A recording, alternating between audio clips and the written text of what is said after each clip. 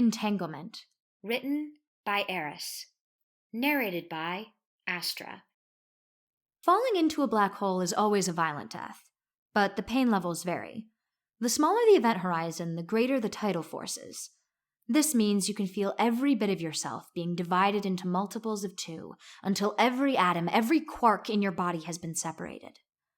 Of course, this is only until you are recombined at the bottom of the warp space-time, along with all the other unfortunate people, nebulas, and stars that were eaten before you. A larger event horizon will have lower tidal forces, granting you a death by spaghettification. Yes, this is a technical term. It was coined by the great astrophysicist Stephen Hawking all the way back in 1988 as a joke, but was adopted after the first witnessing of a person getting sucked into the supermassive black hole in the middle of the Milky Way galaxy in 2384. There are also such things as entangled black holes. In the least technical terms, these are 2 black holes connected by a wormhole. The events that happen at either end of these black holes are linked, despite the large distance between them, based on Einstein's theory of quantum entanglement. We don't know a lot about the insides of black holes, entangled or not, because it is impossible to survive a trip into one, as far as the scientific community knows. Even if one were to survive, it would be impossible to report back. So, here I am, a disembodied consciousness at the mercy of my new home in an entangled set of black holes, essentially talking to myself with no hopes of escaping. I think it's amazing I've managed to survive in some form. If I wasn't so bitter about leaving my life on the outside, I think I would enjoy being the first to survive a journey into a black hole. This, of course, would be brilliant if the rest of the scientific community had a way of knowing this. I would be immortalized among the likes of Carl Sagan, Brian Cox, and Edwin Hubble. I am Dr. Alma Rodena, an astrobiologist with the Virgo Unified Astronomy Commission. My focus, before I fell into a black hole, was on finding intelligent life outside of humanity, which was increasingly difficult as we moved out from our own cluster. There aren't enough exoplanets that can support life beyond simple bacteria within a travel span of 500,000 light-years. My studies focused on combing through the biological factors of every known exoplanet in that radius to determine the likelihood of intelligent life developing, if helped through terraforming. It was absolutely thrilling work in concept, but involves extensive math and spectroscopy, which was less thrilling to a civilian. It was also incredibly frustrating to comb through thousands of spectrographs, each with signatures of hydrogen, methane, and water, only to find them completely frozen over or boiled into gas, depending on the proximity to a nearby star. But when I found a trace of bacteria or a virus, it was like a non-denominational winter holiday. My most recent work brought me to a small research facility on PSO J318.5-22. It is a rogue planet belonging to the Beta Pictoris moving group, about 80 light-years away from Earth. It glows faint red from the molten iron covering the surface of the planet. It also glows red from the hundreds of thousands of nightclubs on the planet. With no star nearby, it is eternally night, hence why it became a party planet as soon as we had the technology to make it so. The research facility is the oldest structure on this planet, with heat shields that are in constant need of repair, and doors that need a good shove before they open, if they open at all. It is a living hellhole, literally. My team was stationed there because Todd went behind my back and submitted a transfer. He said he was trying to help us all get a better look at the Beta Pictoris group, seeing as they're completely written off every list of possible life-sustaining exoplanets. We all know he did it to party all night and get laid. Todd is a recent graduate of the Ceres University Astrobiology Department. He was a member of 2 different frats that resented being called that. It's all really just an argument of semantics. Frat and fraternity are the same thing. Todd was placed on my team by the VUAC because I needed a more qualified spectrographer than the one I recently fired. Little did I know that Todd would spend more time gelling his incredibly blonde hair than actually working. By the time I discovered this, it was too late to return him for a full refund. He's more trouble than he's worth. So I redefined his prime directive from finding life to sitting out of the way and looking pretty. It wasn't difficult for him, seeing how classically handsome he is. Mark was my other teammate. He's a really nice guy, but too nerdy for me to talk to outside of research. If it's not based in fact, it's useless. Sometimes I wonder if his goal in life was to fulfill the space nerd stereotype. He reminded me of one of the guys from that ancient sitcom, The Big Bang Theory. He forced me to watch one of the first episodes, and I was greatly disappointed by the lack of actual scientific theory and the horrible misrepresentation of women. Though it was accurate in one respect, the appearance of the classic space nerd. I told him that he looked like the annoying one if I squinted hard enough. He said if I were to compare him to any fictional character based on looks, I should have said a young Nathan Filament from Firefly or whatever. Todd and I had a good laugh at that one.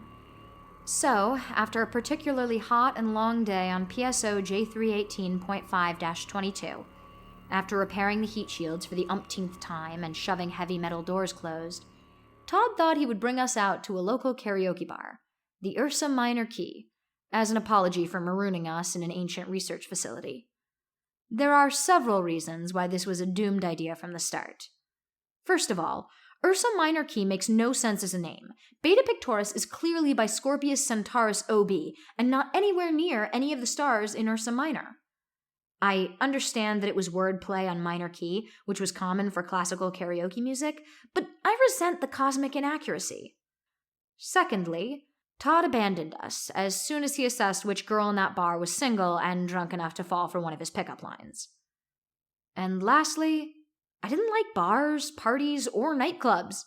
My idea of a good time was reading essays on quantum mechanics or Sudoku. I didn't get invited out. But my guesses are you already came to that conclusion when I was complaining about the faults in the bar's name. I stuck out immediately as someone completely out of water in this environment, which is funny because there was no water on this planet due to the high temperatures outside. Todd described my outfit as a librarian who has never been clubbing but wanted to reinvent herself after her recent divorce and losing custody of her kids. I was just flattered he thought I looked married at some point. The place was like a minimalist architect's idea of the 2280s. Everything was white and streamlined. There was a laminated shine off the stools, the tables, the bar itself. The bottles of alcohol on the shelf were also the glue-like white, which was concerning, considering they were unlabeled. I'm sure you can see the problem here. The underside of everything was illuminated by strips of different colored neon tubes that actually provided light to the place. There was a microphone stand on the stage under a white disco ball that appeared to have Pepto-Bismol dripping off the top. No one else at that bar seemed to be confused by the sights within this bar.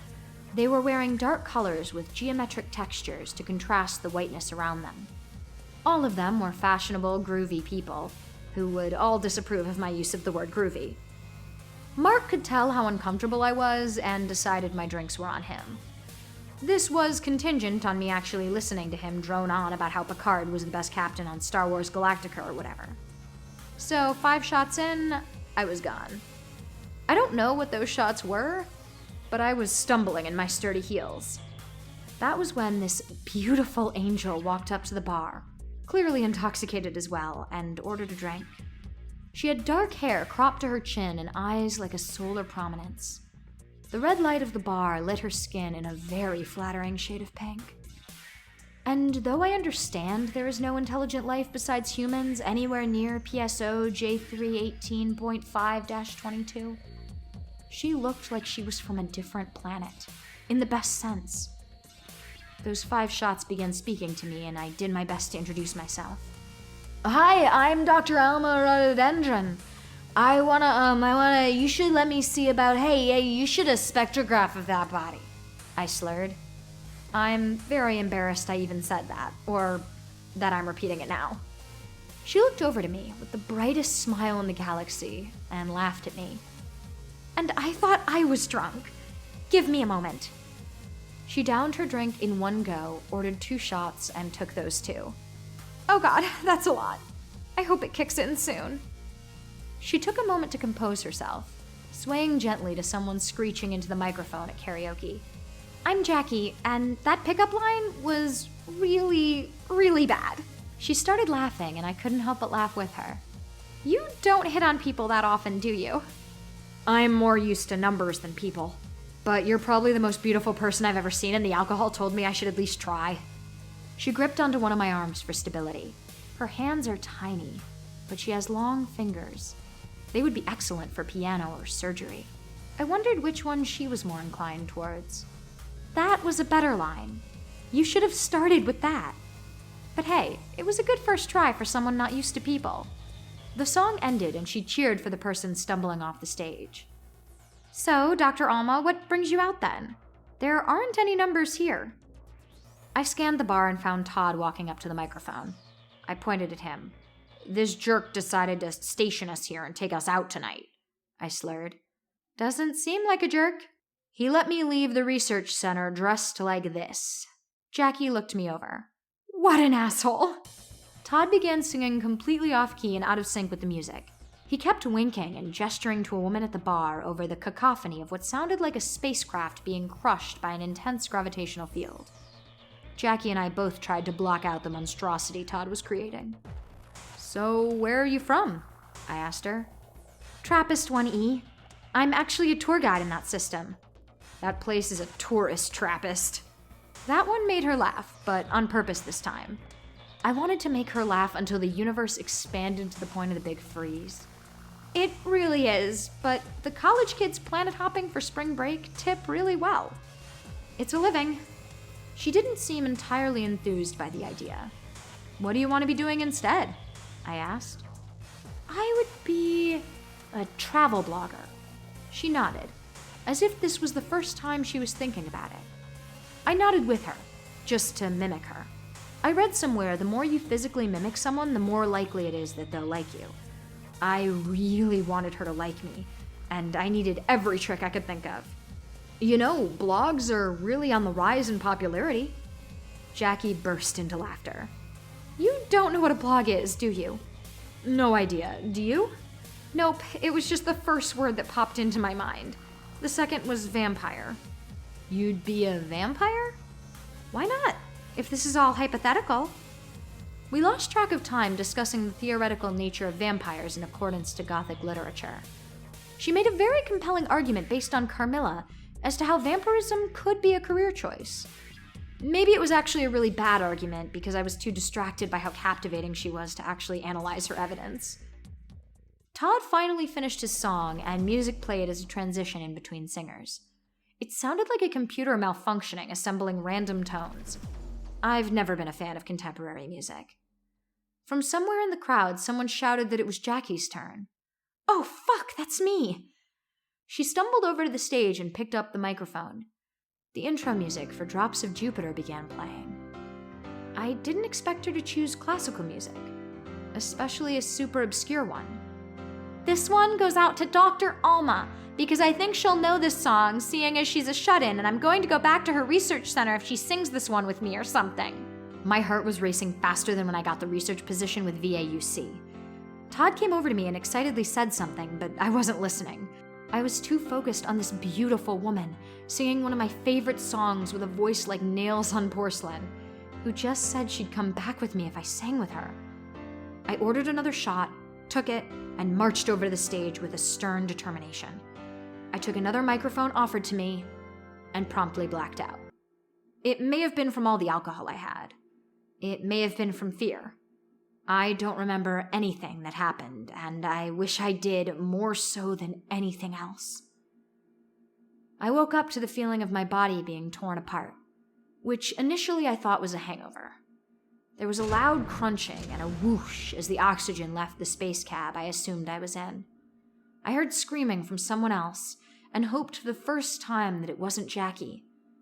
I opened my eyes for the seconds I had left and saw a silent void with a glowing red dot far off in the distance.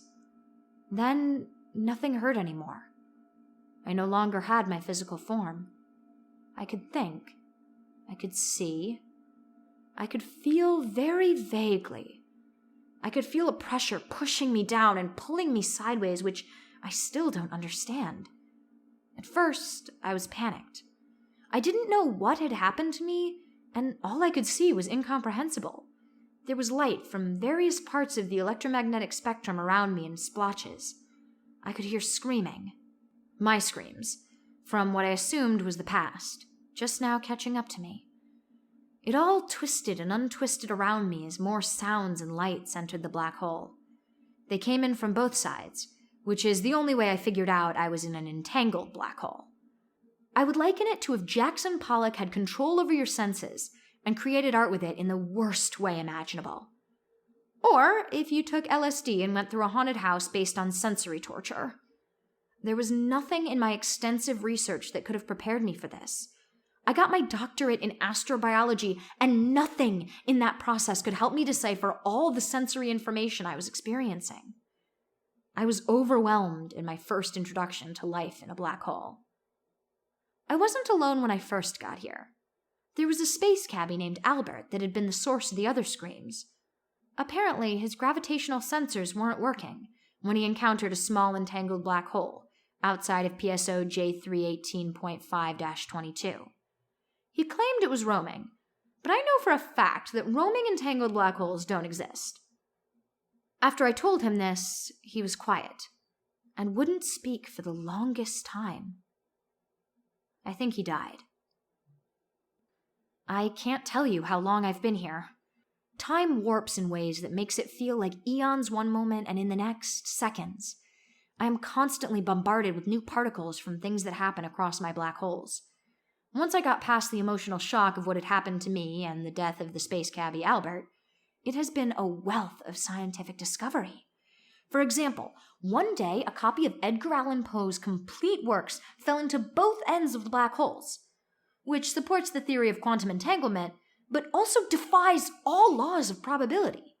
So that's been proved by observation. Anyway, this book came in one piece, which was impossible unless the book somehow bypassed the event horizon and just fell in. I got to look at it for a moment before the book began to dissolve within the black hole. The words themselves lifted and warped around until all the letters overlapped into an incomprehensible pile. Then they completely dissolved into individual particles. It was absolutely fascinating. That's a lie. It was only exciting because it was the first anomaly to happen while I was there, bored by my own repeating thoughts and the predictable flashing lights of dying stars. The only reason why I remember it so vividly is because Jackie had a love of Gothic literature, and she probably liked Poe. I think about her a lot. It's like my own version of Limbo. I replay the memory of making an ass of myself to the most beautiful woman in the world. I go up and take the microphone every time, and then it blacks out. I sometimes play the what-if game. What if Jackie and I went back to the research lab? What if she didn't sing a song I knew? What if we had more time to fall in love? I used to be plagued with questions of life beyond humanity. Is there intelligent life outside of the 500,000 light-year radius we've explored? What if the other forms of intelligent life are from other universes? What if black holes are the way to enter the multiverse? What if we could make contact by sending someone through? I would even ask myself what it would be like in a black hole, if I somehow survived. I know that answer now. None of these questions really plague me. All the ones surrounding Jackie do. The only science fiction thing I actually liked was The Hitchhiker's Guide to the Galaxy, the 2005 film. Mark loaned me his copy for a particularly long flight from Ceres to Betelgeuse. He thought it was funny that one of the characters was from the area we were going to. I had forgotten my usual selection of travel essays, so I took him up on the offer. In that movie, Arthur falls in love with Trillian, and the question he asks at the end, the only question that matters to him as his brain is about to be harvested is she the one? That's the scene that plays after the moment I black out at the bar. And that question has never been more relevant to me. Is she the one? Funny enough, that soundbite floated into the black hole one day. Someone flying dangerously close must have had it on speaker to the entire galaxy. Pricks.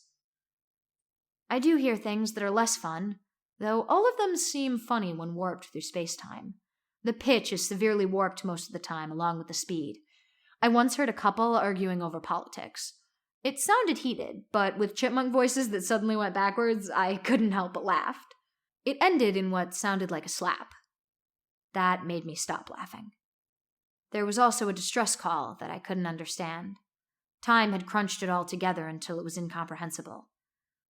The screaming of hundreds of people was the only part I could understand. There was a lot of red that came into the black hole. I tell myself that it was the particles of the explosion, even though fiery explosions can't happen in space due to the lack of oxygen, because I don't want to believe it's blood. You're probably wondering why I'm going on and on. Particles of matter actually hearing this. One thought I had early on in my eternity here was the phrase, "I think, therefore I am," by the philosopher René Descartes, I think. I was required to take one philosophy course long ago and didn't retain that information. I could be very wrong. I'm thankful I thought of that early on, while comforting myself through flashing lights and the nausea of high-speed space warping. If I just keep thinking, keep talking, I will continue to exist. If I stop talking or thinking, like Albert did, I'll die. Most likely, I don't know. I don't like thinking about it, but it's there in the back of my mind. So I just keep remembering and talking and reliving and re-traumatizing and refocusing and collecting data. I'm very good at collecting data. Like right now, in this moment, the wormhole is actually fairly dark. There is some light, leftover radio signatures that are keeping the place from being an eternally dark void of despair. I'm kind of cold, actually, even though I don't have a physical form. It still baffles me. There hasn't been a wave of plasma in however long it's been. Time is weird here. I mentioned that, didn't I? The events that happen at either end of these black holes are linked, despite the large distance between them, based on Einstein's theory of quantum entanglement. I said that already. Sorry. I'm running out of things to say, things to think. I don't have a lot of new ideas after what seems like an eternity. My favorite color is bright green, because that's the emission line for oxygen. There's also red and orange, but green usually shows up the brightest. You can tell if a nebula has oxygen in it from what shade of green it is. Normally it's double ionized, but that doesn't matter much. Mark preferred the emission lines for Mercury, because they are more blues and purples. Todd liked sodium, because they were just orange and easy to find. I never asked Jackie what her favorite emission lines were. Not that she would know what I was talking about, but I obsess over these colors for a living. Now that is taken away, all that's left to obsess over is Jackie. She's the most interesting woman in the world, and I've only met her once, and if I just keep focusing on her and the memory of her, maybe I'll survive. My consciousness will stay right here, just waiting for the day where probability is on my side and she comes across one of these black holes and I won't be driven to madness by isolation anymore because she'll be here. Jackie and I will be in this entangled black hole together in the flashing lights of a quantum nightclub. I just need to keep thinking. I'll start from the beginning again. I've lost count of how many times I've repeated this. Falling into a black hole is always a violent death, but the pain levels vary, and if you're unfortunate enough to survive, that pain will continue exponentially. Thank you so much for joining us here on Bad Astra. If you enjoyed watching, please like this video, leave a comment telling us what topic you'd like to see next month, and share it with everyone you know. Be sure to also subscribe and ring the notification bell so you never miss a new episode. And if you can't get enough of me, Eris, and Science Tommy, join our Patreon, where we post behind-the-scenes, deep dives, and other fun content. A special thank you to all of our Patreon supporters who make these videos possible. Astra out.